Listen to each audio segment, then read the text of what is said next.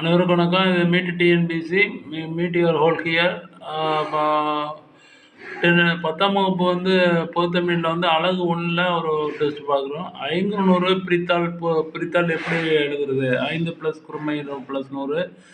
B 500 + 100. C 5 + குறு + 100. D 500 + 100.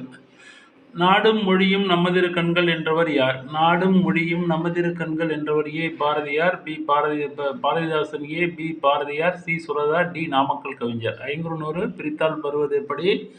5 + குறுமை இது 500 இதெல்லாம். அதுக்கடுத்தது விழிகளை இழக்க நேரிட்டாலும் கூட தாய் தமிழினை இழந்துவிடக்கூடாது என எண்ணியவர் யார்? விழிகளை இழக்க நேரிட்டாலும் கூட தாய் தமிழினை இழந்துவிடக்கூடாது என எண்ணியவர் யார்? விழிகளை இழக்க நேரிட்டாலும் கூட தாய் தமிழினை இழந்துவிடக்கூடாது என எண்ணியவர் யார்? G Pope, Veeramamunivar, Ilangumaranar, Perungumaranar. G Pope, Veeramamunivar, Ilangumaranar, Perungumaranar. Magapugu Vanji என்ற நூலின் ஆசிரியர் யார்? மகபுகு வஞ்சி என்ற நூலின் ஆசிரியர் யார்? A Kannadasan, B Bharathidasan, C Perunchithiranar, D Thiruvika. Magapugu Vanji என்ற நூலின் ஆசிரியர் யார்? A Kannadasan, B Bharathidasan, C Perunchithiranar, D Thiruvika. விழிகளை இழக்க நேரிட்டாலும் கூட தாய் தமிழினை இழந்துவிடக்கூடாது என எண்ணியவர் யார்? G Pope, Veeramamunivar, Ilangumaranar, Perungumaranar. மகபுகு வஞ்சி என்ற நூலின் ஆசிரியர் யார்? A Kannadasan, B Bharathidasan, C Perunchithiranar, D Thiruvika. முதல் தமிழ் கணினிக்கு சூட்டிய பெயர் என்ன? முதல் தமிழ் கணினிக்கு சூட்டிய பெயர் என்ன? ஏ சாப்ட், பி சோபியா, சி செந்தமிழ், டி திருவள்ளுவர். முதல் தமிழ் கணினிக்கு சூட்டிய பெயர் என்ன? ஏ சாப்ட், பி சோபியா, சி செந்தமிழ், டி திருவள்ளுவர். மகபுகு வஞ்சி என்ற நூலின் ஆசிரியர் யார்? மகபுகு வஞ்சி என்ற நூலின் ஆசிரியர் யார்? விழிகளை இழக்க நேரிட்டாலும் கூட தாய் தமிழினை இழந்துவிடக்கூடாது என எண்ணியவர் யார்?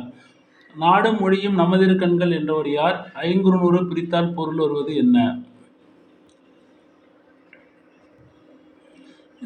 500 8 தொகை நூல்களில் ஒன்று. பாடல்களின் எண்ணிக்கை மொத்தம் 500. 5 திணைக்கும் 100 பாடல்கள். அகத்திணை இது. இது அடி எல்லை 3லேருந்து அடி எல்லை வரையறை. 3லேருந்து 6 அடி எல்லை வரையறை. இதை பிரிச்சாக்கா 5 + குறுமை 100 என பிரிக்கலாம். இப்போ பார்த்தீங்கன்னா குரூப் 2 ஏல கேட்பாங்க. ஃபஸ்ட்டு உள்ளது குரூப் 4 லெவலில் இருக்கும்.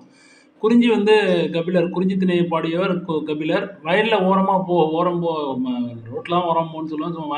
வயல் ஓரம் அப்படின்னு வச்சுன்னா ஓரம் போகியார். வயலும் வயலும் சார்ந்த மருதம் ஓரம் போகியார். நெய்தல் 3 பக்கம் கடல், முக்கடல் அப்படின்னு சொல்கிறோம். 3 பக்கம் கடல் அப்படிங்கிறதுனால மூவொன்று அப்படின்னா கடல். நெய்தல். முல்லையில் இப்போ காட்டில் பேய் இருக்கும் அப்படின்னா அவங்க பெயனார். ஓதலாந்தையார் பாலை, ஆந்த பாலை நிலத்தில் இது பண்ணுது அப்படி ஞாபகம் வச்சுக்கிங்க. குறிஞ்சி திணை இப்போ அதாவது இந்த 5 புலவர்களும் 500 பாடின 100 பாடல்களை பாடியிருக்காங்க. குறிஞ்சி திணை கபிலர் பாடினார், அதில் 100 பாடல்கள். ஓரம் போகியார் மருதத்திணை பாடல்கள். அம்மோனார் நெய்தல் திணை தொடர்பான பாடல்கள். பேயனார் முல்லை திணை தொடர்பான பாடல்கள். ஓதலாந்தாயார் பாலைத்திணை தொடர்பான பாடல்களை பாடியிருக்காங்க. இந்த 5 புலவர்களும் ஆளுக்கு 100 பாடல்களை பாடி 500 பாடல்கள். இது ஒவ்வொரு திணைக்கும் 100 பாடல்கள். குறிஞ்சி இது 5 பேரும் சேர்ந்து பாடினது தான். ஓரம் போகியார் மருதம், அம்மூனார் நெய்தல், பேயனார் முல்லை, ஓதலாந்தையார் பாலைத்திணை. தொகுத்தவர் யாருன்னா புலத்துறை முற்றிய கூடலூர் கீழார். புலத்துறை முற்றிய கூடலூர் கீழார் தான் இதை தொகுத்தார். தொகுப்பித்தவர் யாருன்னா யானைக்கச்சை, மாந்தரஞ்சேரல், இரும்புரை. இவர் தான் தொகுப்பித்தவர். அதான் சொல்லி கடல் வாழ்த்து பாடல் பாடியவர் பாரதம்படிய பெருந்தேவனார். அதுக்கு ஒரு பாடல். மருதம் ஓரம் போகி நெய்தலும் அம்முவன் கருதும் குறிஞ்சி கபிலன் கருதிய பாலை ஓதலந்தை பனிமுல்லை பேனை நூலை ஓது 500 அப்படின்னு பாடல் ஒன்று இருக்குது. அந்த பாடலோட மனப்பாடம் பண்ணி வச்சுங்க. நாடும் மொழியும் ஏன்னா எந்தெந்த திணையை யார் பாடினாங்க அப்படிங்கிறதுக்காக. நாடும் மொழியும் நமதிரு கண்கள் என்றவர் பாரதியார். மகாகவி பட்டம் யாருக்கு பாரதியாருக்கு யார் கொடுத்தோன்னா ராமசாமி ஐயங்காரார் மகாகவி பட்டம் கொடுத்தவர். புதிய ஆத்திச்சூடி, கண்ணன் பாட்டு, குயில் பாட்டு, பாஞ்சாலி சபதம், அதெல்லாம் அவர் இயற்ற நூல்கள். கண்ணன் பாட்டு, குயில் பாட்டு, பாஞ்சாலி சபதம் எல்லாருக்கும் தெரியுங்கிறதுனால அது அப்படி சுருக்கமாக எழுதிட்டேன். இது இல்லாமல் நிறைய நூல்கள் எழுதியிருக்காரு. அடுத்ததில் வர விடைவரக்குள்ள தெளிவாக பார்ப்போம். 1912ஆம் ஆண்டு கீதையை மொழிபெயர்த்தார் பாரதியார். நாடும் நமது மொழியும் நமதிரு கண்கள் என்றவர் பாரதியார். மகாகவி பட்டம் புதிய ஆத்திச்சூடி ராமசாமி ஐயங்காரார். புதிய ஆத்திச்சூடியை கண்ணன் பாட்டு, குயில் பாட்டு, பாஞ்சாலி சபதம். 1912 பாரதியார் கீதையை தமிழில் மொழிபெயர்த்தார். யாமறிந்த மொழிகளிலே இனிதாவது எங்கும் காணோம். ஆடுவோமே பல்லு பாடுவோமே ஆனந்த சுதந்திரம் அடைந்து விட்டோம். காணி நிலம் வேண்டும். நமக்கு தொழில் கவிதை நாட்டிற்குடைத்தல் இமை பொழுதும் சோராதிருத்தல். ஆடுவோமே பல்லு பாடுவோமே ஆனந்த சுதந்திரம் அடைந்து விட்டோம். காணி நிலம் வேண்டும். நமக்கு தொழில் கவிதை நாட்டிற்குடைத்தல் இமை பொழுதும் சோராதிருத்தல். உள்ளத்தில் உண்மை ஒளி உண்டானால் வாக்கினிலே ஒளி உண்டாம். உள்ளத்தில் உண்மை ஒளி உண்டானால் வாக்கினிலே ஒளி உண்டாம். இதெல்லாம் சொன்னது பாரதியார். இதெல்லாம் சொன்னது பாரதியார். யாமறிந்த மொழிகளிலே இனிதாவது எங்கும் காணோம். ஆடுவோமே பல்லு பாடுவோமே ஆனந்த சுதந்திரம் அடைந்து விட்டோம். காணி நிலம் என்று இந்த பாடலை முழுசாக வருது பார்த்துங்க. நமக்கு தொழில் கவிதை நாட்டிற்குடைத்தல் இமை பொழுதும் சோராதிருத்தல். இது மாதிரிலாம் பாரதியார் சொன்னது. இதுவும் பாரதியார் சொன்னதுதான். தருமத்தின் வாழ்விதனை சூதுகவும் மாதர் தம்மை இழிவுபடுத்தும் அடிமையை கொளுத்துவோம். ஏழை என்றும் அடிமை எவனும் இல்லை ஜாதியில் சொல்லில் உயர்வு தமிழ் சொல்லே அதை செந்தமிழ் அதை அப்படிங்கிறது அது ஒரு பாடல் இருக்கு. ஏழை என்று அடிமை என்று எவனும் இல்லை ஜாதியில் சொல்லில் உயர்வு சொல்லில் உயர்வு தமிழ் சொல்லுன்னு தனி சென்டென்ஸ். ஏழை மற்றும் அடிமை என்றும் எவனும் இல்லை ஜாதிங்கிற தனி சென்டென்ஸ். மாதர் தம்மை இழிவுபடுத்தும் அடிமையை கொளுத்துவோம் அதுவும் தனி சென்டென்ஸ். இதெல்லாம் பாரதியார் சொன்னது. செந்தமிழ் நாடனும் போதினிலே தேன் வந்து பாயுது காதினிலே ஒரு சக்தி பிறக்குது மூச்சினிலே. அது மாதிரி அந்த பாடல்லாம் நல்லா பார்த்து வச்சுங்க. இதெல்லாம் பாரதியாருடைய பாடல்கள். சுவை புதிது, வளம் புதிது, சொல் புதிது, இதெல்லாம் வருது. இதெல்லாம் பாரதியார் சொன்னது இதுக்கு மேலே உள்ளது. அடுத்தது விழிகளை இழக்க நேரிட்டாலும் கூட தாய் தமிழை இழந்துவிடக்கூடாதுன்னு சொன்னவர் இளங்குமரனார். இவர் தமிழ் தென்றல் திருவிக்காவை போலவே இமைகளை மூடியபடி எழுதும் ஆற்றல் உடையவர். யாருன்னா இளங்குமரனார். தமிழ் தென்றல் திருவிக்காவும் இமைகளை மூடிய தமிழ் எழுதும் ஆற்றல். அதே மாரி இளங்குமரனும் தமிழ் கண்களை மூடி எழுதிடுவார். விழிகளை இழக்க நேரிட்டாலும் கூட தாய் தமிழினை இழந்துவிடக்கூடாது என்றவர் இளங்குமரனார். இவர் திருவள்ளுவர் தவச்சாலையை திருச்சி அல்லூர் என்ற இடத்தில் நிறுவினார். பாவலர் நூலகம் அமைத்தார் இளங்குமரனார். இளங்குமரனார் எழுதிய நூல்கள் இலக்கண வரலாறு, தமிழிசை இயக்கம், தனித்தமிழ் இயக்கம், பாவனர் வரலாறு, குண்டலகேசி உரை, யாப்பெருங்கலாம் உரை, புறத்திரட்டு உரை, திருக்குறள், தமிழ் மரபுரை, காக்கை பாடினிய உரை, தேவநேயம் மற்றும் பிற நூல்களை அவர் எழுதியிருக்கிறார். சொல்லரட்சியில் பாவனரும் இவரை பார்த்து வியந்திருக்கிறாரு. சொல்லரட்சியில் பாவனர் பார்த்து வியந்தவர் இளங்குமரனார். திருவள்ளுவர் தவச்சாலையை நிறுவியவர் இளங்குமரனார். பாவலர் நூலகம் அமைத்தவர் இளங்குமரனார். தமிழ் தென்றல் திருவிக்கா போல இமைகளை மூடியபடி எழுதும் ஆற்றலுடையவர். விழிகளை இழக்க நேரிட்டாலும் கூட தாய் தமிழினை இழந்துவிடக்கூடாது என்றவர் இளங்குமரனார். குண்டலகேசி உரை, யாப்பெருங்கலம் உரை, பாவனர் வரலாறு, இலக்கண வரலாறு, தமிழிசை இயக்கம், தனித்தமிழ் இயக்கம், இதெல்லாம் தேவநேயம் மற்றும் பிற இதெல்லாம் அவர் எழுதின நூல்கள். பாவலர் ஏறு என அழைக்கப்படுவர் யாருன்னா பெருஞ்சித்திரனார். இயற்பெயர் துரைமாணிக்கம். நூல்கள் இவர் எழுதிய நூல்கள் பள்ளிப்பறவை, கனிச்சாறு, கொய்யாக்கனி, பாவிய கொத்து, ஐயை, நூறாசிரியம், உலகியல் நூறு, இதெல்லாம் இவர் எழுதிய நூல்கள். கற்பனை ஊற்று, அருபருவ திருக்கூத்து, மகப்புகு வஞ்சி, என்சுவை என்பது. இதழ்கள் தென்மொழி, தமிழ்ச்சிட்டு, தமிழ் நிலம், தமிழ்ச்சிட்டு இதழ்களை பெருஞ்சித்திரன் நடத்தினார். கற்பனை ஊற்று, அருபருவ திருக்கூத்து, மகப்புகு வஞ்சி, என்சுவை என்பதெல்லாம் அவர் எழுதின நூல்கள் தான். இவர் இயற்றிய கனிச்சார் நூலில் தமிழ் கும்மி பாடல் இருக்குது. இவர் தற்கால நக்கீரர் என புகழப்படுகிறார். வீறுநடை செம்மொழி தமிழ்மொழி உலகம் வேரூன்றிய நாள் முதல் உயிர்மொழி. வீருடை செம்மொழி தமிழ்மொழி உலகம் வேரூன்றிய நாள் முதல் உயிர்மொழி என்றவர் இவர் தான். இவர் பாவேந்தர் பாரதிதாசனின் தலைமாணாக்கர். இவர் பிறந்த ஊர் சமுத்திரம். பெற்றோர்கள் துரைசாமி, குஞ்சம்மாள். இவருடைய இயற்பெயர் துரைமாணிக்கம். 10/3/1933 11/6/1995 வரை இவருடைய காலகட்டம். இது சும்மா ஒரு இதுக்கு தெரிஞ்சு வச்சிங்க. திடீர்னு கொஸ்டினில் கேட்டால் அட்டன் பண்ணுறதுக்காக. ஆனால் இது மனப்பாடம் பண்ண அவசியம் கிடையாது. இவர் திருக்குறள் மெய்ப்பொருள் உரை தமிழுக்கு கருவூலமாக அமைந்தது. யாருடையது? பெருஞ்சித்திரனுடைய திருக்குறள் மெய்ப்பொருள் உரை தமிழுக்கு கருவூலமாக திகழ்ந்தது. அடுத்தது முதல் தமிழ் கணினிக்கு சூட்டிய பெயர் திருவள்ளுவர். முதல் தமிழ் கணினி அறிமுகப்படுத்தப்பட்ட ஆண்டு 1983. சாப்ட் அப்படிங்கிறது ஜப்பான் வங்கி பெயர். இது அதிலே சும்மா அந்த 4 ஆன்சர் கொடுத்துருங்க. அதோட விளக்கம். இப்போ ஜப்பான் வங்கி சாஃப்ட் வங்கி இருக்குது. இது பெப்பர் ரோபோ உருவாக்குனாங்க. அதிக விற்பனையாகும் ரோபோ இதுதான். சோபியாங்கிறது ரோபோ கான்சன்ட் ரோபோட்டிக்ஸ் நிறுவனம் அதை தயார் பண்ணிச்சு. சவுதி அரேபியாவுக்கு இதுக்கு குடியுரிமை கொடுத்துருக்காங்க. ஹாங்காங்கில் உருவாக்குனது. ஈலாங்கிறது நம்ம பாரத ஸ்டேட் மாநில வங்கியுடைய உரையாடும் மென்பொருள். ஈலா என்கிறது பாரத மாநில வங்கியின் உரையாடும் மென்பொருள். ம். Sophia robot Hanson robotic Sophia robot வந்து கான்சன்ட் ரோபோட்டிக்ஸ் வந்து இந்த நிறுவனம் தான் இதை தயார் பண்ணிச்சு. இப்போ நம்ம ஆன்சருக்கு போவோம். ஐங்குறுநூறை பிரித்தால் வருவது என்னென்னு பாருங்க. ஐங்குறுநூறை பிரித்தால் வருவது நாடும் மொழியும் நமதிரு கண்கள் என்றவர் யார்? நாடும் மொழியும் நமதிரு கண்கள் என்றவர். விழிகளை இழக்க நேரிட்டாலும் கூட தாய் தமிழில் இழந்துவிடக்கூடாது எண்ணியவர் யார்? மகபுகு வஞ்சி என்ற நூலின் ஆசிரியர் யார்? 4 மகபுகு வஞ்சி. தமிழ் கணினிக்கு முதல் தமிழ் கணினிக்கு சூட்டிய பெயர் என்ன? இதெல்லாம் நம்ம அந்த விளைவான விடைகள் பார்த்தோம். அதில் வந்து உள்ள ஆன்சரை பார்த்து இது பண்ணுங்க. ஐங்குறுநூறை பிரித்தால் வருவது 5 + குறுமை + 100. நாடும் மொழியும் நமதிரு கண்கள் என்றவர் பாரதியார். விழிகளை இழக்க நேரிட்டாலும் கூட தாய் தமிழினை இழந்துவிடக்கூடாது என எண்ணியவர் இளங்குமரனார். மகபுகு வஞ்சி என்ற நூலின் ஆசிரியர் பெருஞ்சித்திரனார். முதல் தமிழ் கணினிக்கு சூட்டிய பெயர் வந்து திருவள்ளுவர். முதல் தமிழ் கணினிக்கு சூட்டிய பெயர் வந்து திருவள்ளுவர்.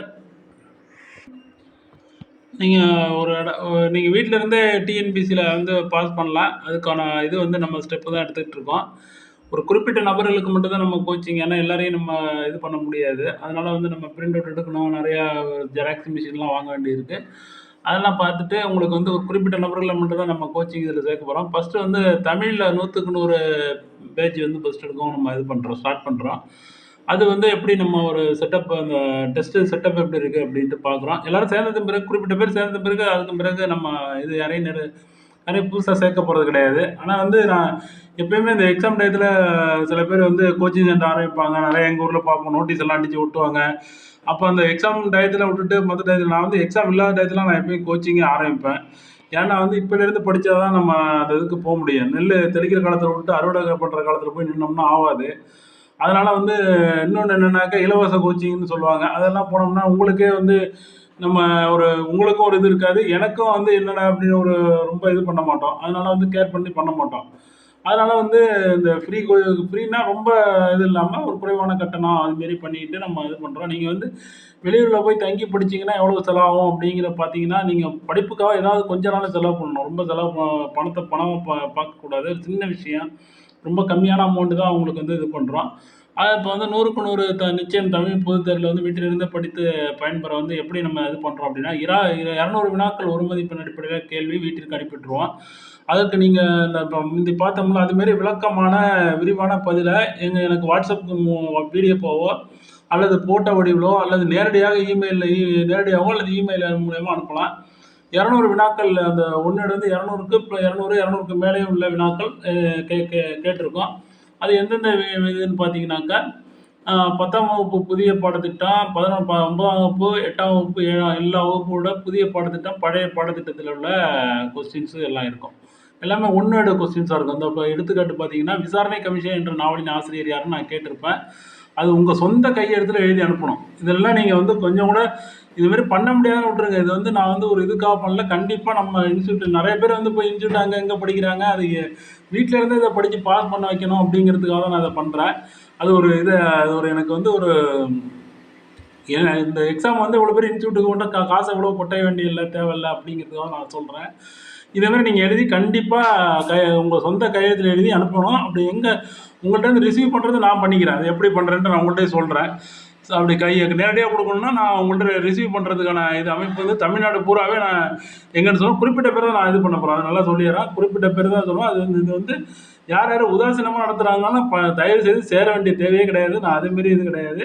உங்கள் சொந்த கையெழுத்தில் எழுதி எனக்கு அனுப்பணும். எப்படின்னா கந்தசாமின்னு எழுதிய நாவல்கள் அப்படின்னு நான் கேட்டிருக்கேன்னா, ஒரு விசாரணை கமிஷன் என்ற நாவலின் ஆசிரியர் யாருன்னு நான் கேட்டிருக்கேன். நீங்கள் அதுக்கு பதில் எழுதிட்டு அது தொடர்பான எல்லா விரிவான விளக்கமாக எழுதணும். அது சம்மந்தப்பட்ட எல்லாத்தையுமே. கந்தசாமி எழுதிய நாவல்கள் வந்து விசாரணை கமிஷன் சாகித்ய அகாடமி விருது பெற்றது. சாயாவனம் வந்து எழுத்துலக புகழ் பெற்றது. சூரிய வம்சம், சாந்தகுமாரி, தொலைந்து போனவர்கள், இதெல்லாம் வந்து அவர் எழுதிய நாவல்கள். கந்தசாமி வந்து ஒரு குறும்படம் எடுத்தார், சுடுமண் சிலைகள். இது அனைத்துலக விருது பெற்றிருக்கு. இவருடைய பாய்ச்சல் சிறுகதை தக்கை மீது 4 கண்கள் என்ற சிறுகதை தொகுப்பில் இடம்பெற்றுள்ளது. பாய்ச்சல் என்ற சிறுகதை எழுதினவர் கந்தசாமி. இவர் மயிலாடுதுறை, நாகை மாவட்டத்தைச் சேர்ந்தவர். இப்பொழுது வந்து இது மயிலாடுதுறை மாவட்டத்தில் இருக்குது.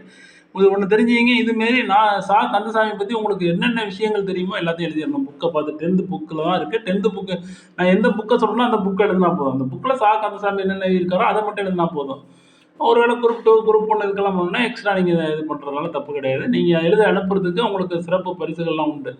அது வந்து ஒரு 10 பேருக்கு மட்டும்தான் நம்ம அதுமாரி பண்ண முடியும். அதுமாரி பெரிய பரிசுகள்லாம் உண்டு. உங்களுக்கு வந்து நான் கொஸ்டின்ஸை பிரிண்ட் அவுட் எடுத்து அந்த ஒவ்வொரு 6ஆம் வகுப்புக்கு ஒரு 250, 200க்கு மேலக்குள்ள கொஸ்டின்ஸ், ஒன் வேர்டு கொஸ்டின்ஸ் ஒரே வரியில் வந்து இதுமாரி கேட்டிருப்பேன். இதேமாரி கேட்டிருப்பேன். ஒன் வேர்டு கொஸ்டின்ஸ் வந்து அந்த ஒரு சென்டென்ஸ் மட்டும் 4 ஆன்சர் இருக்கிறது. ஆப்ஜெக்டிவ் டைப் கிடையாது, 4 ஆன்சர் கிடையாது. விசாரணை கமிஷன் என்ற நாவலின் ஆசிரியர் யார் அப்படின்னு தான் மட்டும் கேட்டிருப்போம். உங்கள்கிட்ட வந்து 250 கொஸ்டின் இந்த இதுபடி புதிய பாடத்திட்டம் எல்லா வகுப்புக்கும் இதுமாரி பாடத்திட்டம் உங்களை அனுப்பி விட்ருவேன். இதுக்கு தொடர்புடைய அனைத்து விவரமான உங்கள் சொந்த கையெழுத்தில் கையால் எழுதணும். அப்போ தான் உங்களுக்கு ஞாபகம் இருக்கும். அப்படிங்கிறதுக்காக ஒரு பயிற்சி மாரி தான் நம்ம கொடுக்குறோம். இது வந்து திருப்பி நீங்கள் கையால் எழுதும்போது கடைசி வரைக்கும் மறக்காது. நீங்கள் வந்து 2 காப்பி எடுத்துக்கங்க. ஒரு காப்பி நீங்கள் எழுதி கையில் வச்சிங்க, அதுதான் உங்களுக்கு வந்து மெட்டீரியல். அதை நீங்கள் யூஸ் பண்ணிக்கிங்க. ஒரு காப்பி கையில் வச்சிங்க, ஒரு காப்பி எனக்கு அனுப்பி விட்ருங்க. 2 காப்பி எழுதினீங்கன்னா கடைசி வரைக்கும் மறக்காது. அதுக்கான டைம் இருக்குது. எக்ஸாமுக்கு இன்னும் டைம் இருக்குது. 100க்கு 100 தமிழ் எடுக்கிறதுக்கு இதுதான் வழி. இது வந்து ஒரு ஜனவரி மாதம் எண்டுக்குள்ளே நம்ம வந்து கவர் பண்ணிவிடுவோம். அதெல்லாம் ஒன்றும் பிரச்சனை இல்லை. ஜனவரி மாதம் எண்டுக்குள்ளே இதை மொத்தமாக கவர் பண்ணிவிடுவோம். இது வந்து குறிப்பிட்ட நபர்கள் மட்டும்தான் இதில் சேர்க்க போகிறோம். உடனே நம்ம கான்டாக்ட் பண்ணுங்கள். யார் யார் தேவையோ அவங்க மட்டும் கான்டாக்ட் பண்ணுங்கள். குறிப்பிட்ட நபர்கள் மேலே கிடையாது. ஏன்னா நம்ம வந்து எல்லாருக்கும் பிரிண்ட் எடுத்து அனுப்புறதுங்கிறது சாதாரண விஷயம் கிடையாது. அதனால் அதிக நபர்களை வந்து நம்ம இது பண்ண போகிறது கிடையாது. அதனால் அதை பார்த்துங்க. இதே ஒரு மாடலில் நீங்கள் அனுப்பணும். அது வந்து அதுமாரி டெஸ்ட்டு. இன்னொன்று வந்து பொது இலக்கணம் 15 தேர்வுகள் நடக்குது. இது எப்படி அப்படின்னு பார்த்தீங்கன்னா, நீங்கள் அன்றாட வாழ்வில் நடக்கிற நிகழ்வுகளின் அடிப்படையில் டிஎன்பிஎஸ்சி பொதுத் தேர்வு அணுகுதல் மற்றும் பிற அன்றாட ஒரு நிகழ்ச்சி நடக்கிற சம்மந்தமாக ஏற்கனவே நிறைய வீடியோ போட்டிருக்கிற சம்மந்தமாக நீங்கள் அதை பாருங்கள். ஆவின் பால்னா ஆன்னா பசு அப்படிங்கிற அதுமாரி அன்றாட நீங்கள் தண்ணீரை காலைல நீங்கள் குடிச்சிங்க அப்படின்னாக்கா, குடிங்கிறது ஒரு வேர்ச்சொல், வற்புச்சொல். குடித்தங்கிறது பெயரெச்சம், குடித்துங்கிறது வினையெச்சம், குடித்தவன்கிறது குடித்தவர், குடித்தாரை அப்படிங்கிறது வினையாளனின் பெயர், குடித்தல்ங்கிறது தொழில் பெயர், குடிக்காமைங்கிறது எதிர்மறை தொழில் பெயர், குடிக்கா மனிதன்கிறது ஈறுகட்ட எதிர்மறை பெயரெச்சம், குடிக்காத மனிதன்னா எதிர்மறை பெயரெச்சம். இதுமாரி வந்து நீங்கள் வந்து அன்றாட நிகழ்வுகளை பொது இலக்கணத்தை பயன்படுத்துறதுக்கு நான் சொல்லுவேன் அடிக்கடி. அன்றாட நிகழ்வுகளை எப்படி டிஎன்பிஎஸ்சி எக்ஸாமுக்கு பயன்படுத்துறது அப்படின்னு நான் சொல்லுவேன். அதன் அடிப்படையில் நீங்கள் உங்கள் சொந்த லைஃப்பில் இன்றைக்கி நடந்த அன்றாட நிகழ்வுகள்லேருந்து எடுத்து இதுமாரி எழுதணும். காலையில் நீங்கள் வந்து ஒரு வண்டி ஓட்டிகிட்டு போகிறீங்க. ஓட்டியவன், ஓட்டுதல், ஓட்டாமை, ஓட்ட வாகனம் இப்படின்ட்டு எழுதணும். புரியுதா? அதுமாரிக்க வந்து நீங்கள் வந்து எழுதணும். இதுமாரிக்க வந்து அன்றாட நிகழ்வுகளை உங்கள் டிஎன்பிஎஸ்சி எக்ஸாமில் எப்படி இந்த இதுக்கெல்லாம் பயன்படுத்துகிறோம் அப்படிங்கிறது தொடர்பானது தான் இந்த டெஸ்ட்டு. இதில் 15 தேர்வுகள் இருக்குது. இது நம்மளுடைய இதில் உள்ளது. அதுக்கு பிறகு பொதுத்தமிழ் முழு தேர்வு அனைத்து பாடத்திட்டம் டிஎன்பிஎஸ்சியில் உள்ள அனைத்து பாடத்திட்டத்தின் அடிப்படையில் வந்து 10 தேர்வுகள். 10 வந்து ஒரு பரிசுக்கான தேர்வு. முதல் 10 நபர்களுக்கு மட்டும் கட்டணம் திரும்ப கொடுக்குறதோடு மட்டும் இல்லாமல் இந்த அனைத்து தேர்வுகளுக்கும் இந்த சில புதறிவு புத்தகம் வந்து அனைத்து தேர்வுகளுக்கும் ஃபஸ்ட்டு 3 மார்க் வாங்குறவங்களுக்கு அனைத்து தேர்வுகளுக்கும் புத்தகம்லாம் உண்டு. மெட்டீரியல்ஸ்லாம் நாங்கள் கொடுத்துடுவோம். அழகு வாரியான தேர்வுகள் வந்து 150க்கும் மேற்பட்ட தேர்வுகள் 6ஆம் வகுப்புலேருந்து 12ஆம் வரை பொதுத்தமிழ் வந்து பொதுத்தமிழ் பாடத்திட்டத்தின் அடிப்படையில் ஒவ்வொரு யூனிட் வைஸ் டெஸ்ட்டு வந்து கண்டக்ட் பண்ணுவோம். இது வந்து அழகு வாரியான தேர்வுகள். இதோட பிரிண்டிங் செலவே நீங்கள் பார்த்தீங்கன்னா உங்களுக்கு புரியும் எந்த அளவுக்கு அமௌண்ட் இதுன்னு.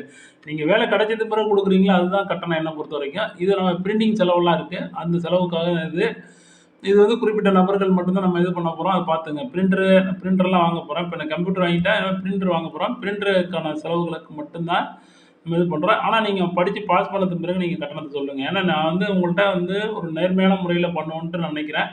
நிறைய பேர் இந்த ஃபேஸ்புக்கில் பார்த்தீங்கன்னா ஷார்ட் நோட்ஸ் அப்படின்ட்டு அதை நிறைய பேர் கமெண்டில் போட்டு வாங்குவாங்க. ஐஏஎஸ் ஷார்ட் நோட்ஸ் இந்த வட இந்தியாவில் உள்ளவங்க எல்லாம் போட்டு அதுக்கு பணம் போடுறது, அந்த நோட்ஸ் வரையும் வராது. இதுமாரியே கிடையாது. இது ஒரு அதுமாரிலாம் பண்ணுறாங்க. அதுக்கு போய் நம்ம வந்து ஏமாறுறோம். நிறைய விஷயங்களுக்கு பணம் வேஸ்ட்டாக செலவு பண்ணுறோம். அது இல்லாமல் நல்ல விஷயத்துக்கு நம்ம வாழ்க்கையில் முன்னேறதுக்கு தான் நீங்கள் இந்த பணம் செலவு பண்ணுறீங்க. அதை புரிஞ்சுக்கிங்க. இவ்வளவும் வந்து நீங்கள் டெஸ்ட்டு ஜெராக்ஸ் எடுத்தால் கூட எவ்வளோ ரூபா வரும்னு பார்த்துங்க. டிஎன்பிஎஸ்சி பொதுத்தமிழ் பாடத்திட்டத்தின் அடிப்படையில் வந்து 6ஆம் மற்றும் 12ஆம் உள்ள பொதுத்தமிழில் அழகு வாரியான தேர்வுகள். 100க்கு 100 நிச்சயம் நிச்சயம் வந்து கண்டிப்பா இதில எடுத்துறலாம். இது பொதுத்தமிழ்ல வந்து கட்டணம் வந்து ரூ. 450. ஒரு 450 தேர்வுகளுக்கு மேல தான் நம்ம நடக்க போகுது. இது உங்களுக்கு பயனுள்ளதாக இருக்கிறது. மேற்கண்ட பொதுத்தமிழ் கோர்ஸ் வந்து உங்களுக்கு பயனுள்ளதா இருந்துச்சு. நான் டிஎன்பிஎஸ்சி எக்ஸாம் இதுக்கு முன்னாடி உள்ள தேர்வுகள்ல உள்ள கொஸ்டின்ஸ்லாம் நீங்க எடுத்து பாருங்க. பார்த்துட்டு உங்களுக்கு 100க்கு 100 நிச்சயம் பொதுத்தமிழ்ல கிடைக்கும்னு ஒரு நம்பிக்கை இருந்தால் மட்டுமே ஏன்னா உங்கள்ட்ட இது அது இருந்தா மட்டும் தான் அடுத்த பகுதிக்கு வாங்க. ஏன்னா வந்து உங்கள்ட்ட ஏற்கனவே சொல்லியிருக்கேன். பொதுத்தமிழ்ல 100 மார்க் எடுத்தா, அதுக்கு அடுத்தது கணிதம் மற்றும் புத்தி கூர்மை, நடப்பு நிகழ்வுகள்ல ஒரு எப்படியும் ஒரு 35 மார்க் எடுத்துடலாம். 135 கொஸ்டின்ஸ் எந்த type of question IAS questions வந்தாலும் இது மாரி கணிதம் மற்றும் புத்தி நடப்பு நிகழ்வுகள் இது ரொம்ப முக்கியம். இது வந்து இதுக்கு வந்து கோர்ஸ் ஃபீஸ் வந்து ரூ. 750. கணிதம் மற்றும் புத்தி கூர்மை. ஃபர்ஸ்ட்டு இது உங்களுக்கு பயனுள்ளதா இருக்கிறது மட்டும் உணர்ந்தீங்க மட்டும் நம்ம சேர்க்குற ஆட்களே ரொம்ப கொஞ்சம் நபர்கள் தான் ஒரு குறிப்பிட்ட நபர்கள் சேர்க்க போகிறோம். அதில் வந்து உங்களுக்கு பயனுள்ளதாக இருக்குதுன்னு ஃபீல் பண்ணுறவங்க கொஞ்சம் பேர் தான் இருப்பாங்க. அவங்க மட்டும்தான் இதில் இணையணும். இணைவாங்கன்னு எனக்கு தெரியும். அதனால தான் அது அடுத்த ஸ்டெப்புக்கு சொல்கிறோம்.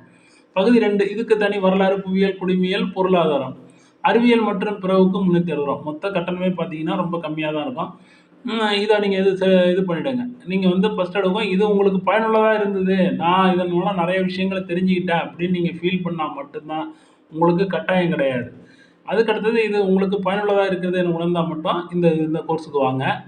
அதுக்கடுத்தது வந்து அரசு பணியில் சேர்ந்த பின் என்னன்னாக்கா நீங்கள் 2வது மாதம் முதல் மாதம் உங்கள் ஊதியத்துக்கு வச்சுக்கிங்க. 2வது மாதத்துலேருந்து ஒரு 2000 3 தவணையாக ரூ. 6000 கட்டணமாக நீங்கள் வேலைக்கு சேர்ந்தது பிறகு கொடுங்க. இதுதான் நான் வாங்குகிற உங்களுக்கு கட்டணம்.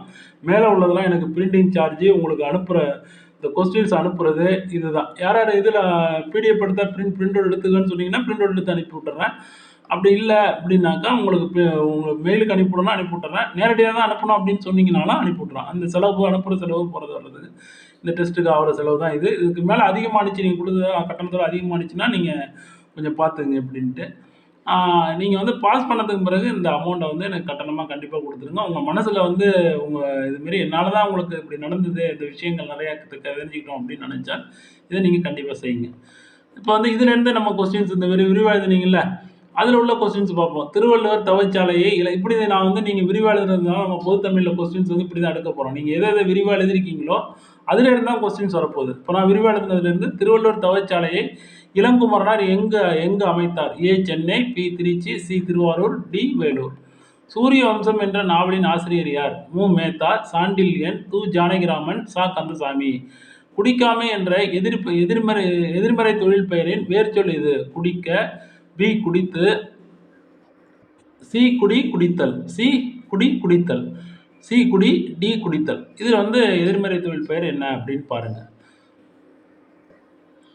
திருவள்ளுவர் தவச்சாலையை இளங்குமரனார் எங்கு அமைத்தார் அப்படிங்கிற நம்ம சொல்கிறோம். இது வந்து இப்போ நீங்கள் விரிவாக எழுதி அனுப்புறீங்களா அதில் இருந்தால் உங்களுக்கு வந்து இந்த ஜென்ரல் தமிழில் நான் 100 கொஸ்டின்ஸ் 200 கொஸ்டின்ஸ் எல்லாமே 200 கொஸ்டின்ஸ் தான் அதை எடுத்து அனுப்புகிறோம். இப்போ இவ்வளோ டெஸ்ட்லையும் மீறி உங்களுக்கு பொதுத்தமிழில் 100க்கு 100 எடுக்கிறதுக்கான வாய்ப்பு வெளில எங்கேயுமே கிடைக்காது.